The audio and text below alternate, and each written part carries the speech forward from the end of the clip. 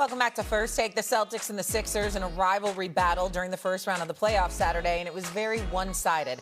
Jason Tatum and Jaylen Brown combined for 51 points, and the C's never trailed. In fact, 12 players saw time in Boston's 32-point win over the 76ers in Game 1. Then in the West, the Thunder are trying to be the first NBA champ to win back-to-back years since the Warriors did it in 2017 and 2018.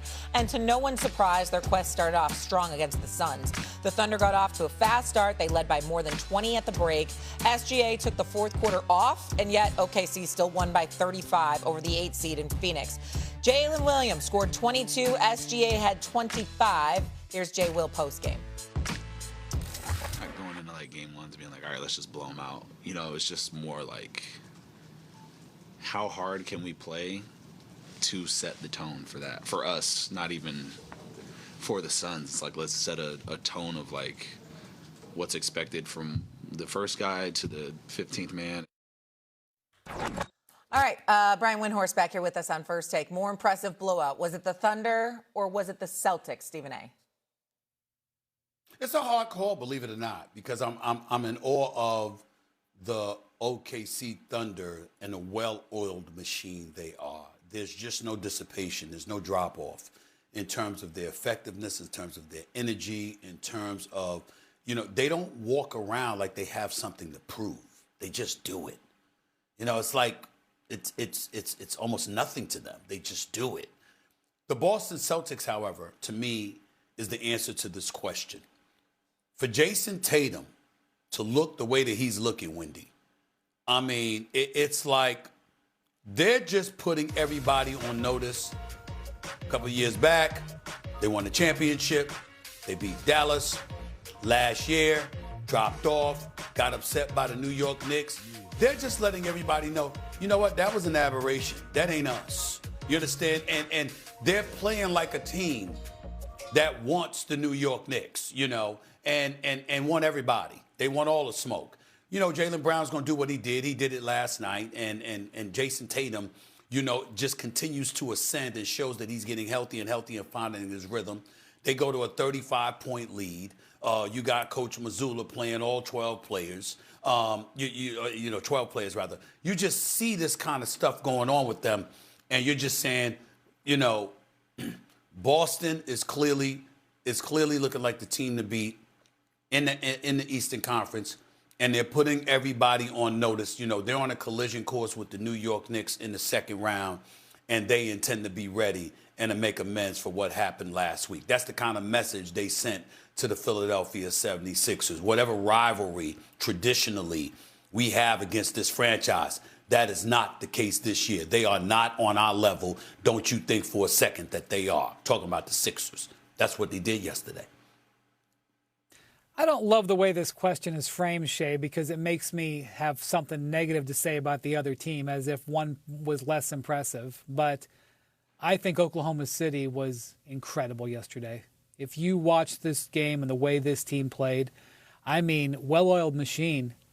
Holy Moses. Tell me how someone's beaten them 4 out of 7. Now, look, you see something happen in April, things can be very different by mid-May, much less mid-June, okay? We all know that. We have experience watching playoff basketball. That's what the Thunder have as well.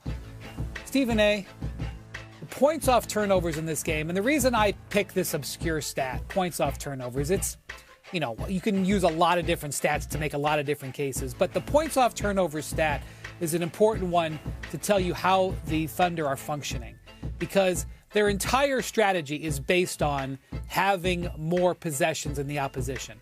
So when the points off turnovers is like the dipstick on how that's going. As you would say, I mean, damn. 34-2. 34-2. Everybody that they put on the court was in its exactly correct defensive position at all times.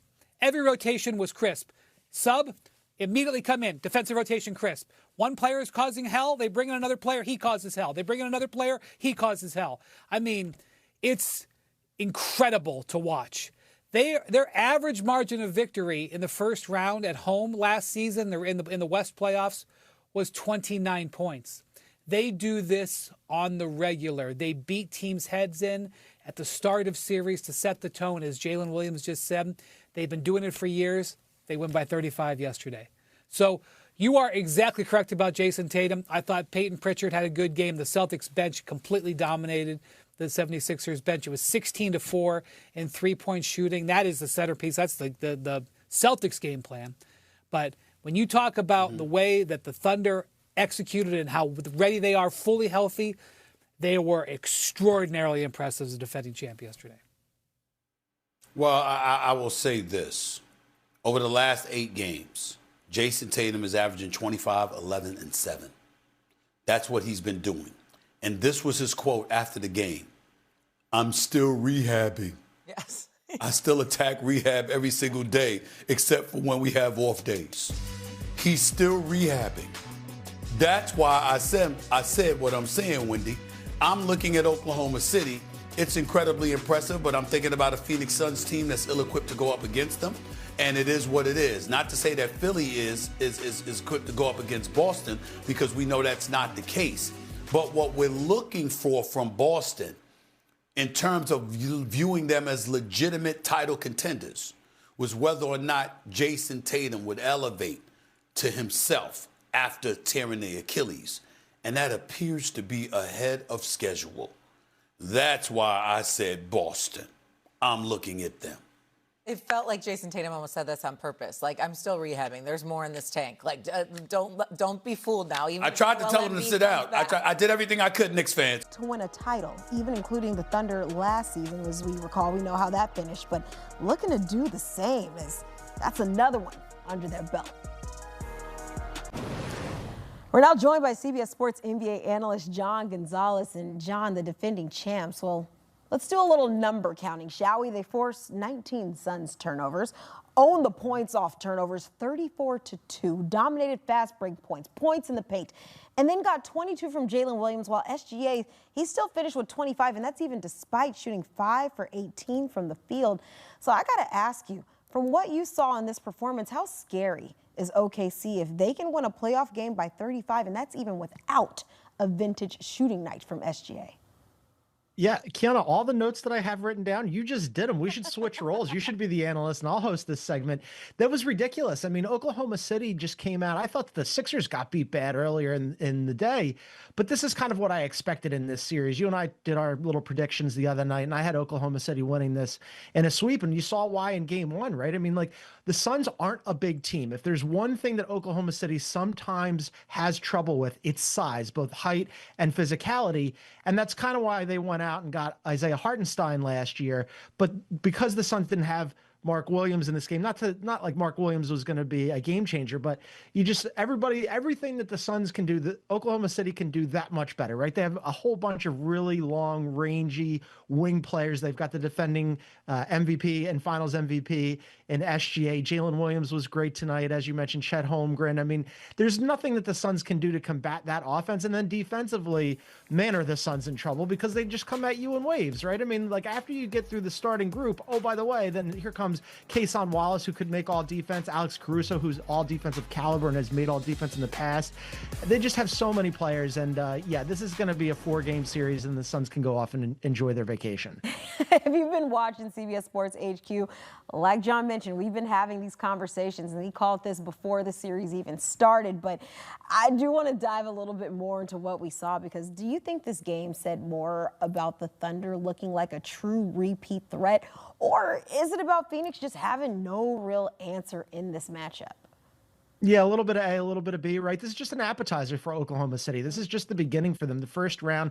This is a warm-up, right? They dip their toe in the water, and then, like, the big contests come in the second round, and then certainly in the conference finals, where ostensibly they'll play either the Nuggets or the Spurs, should one of those should those two teams match up in the second round. But look, last year, we had questions about Oklahoma City, right? They were the best team in the NBA during the regular season, but that's different than going and winning a championship. Well, they did that. They got through the gauntlet of the Western Conference. They won a championship, and now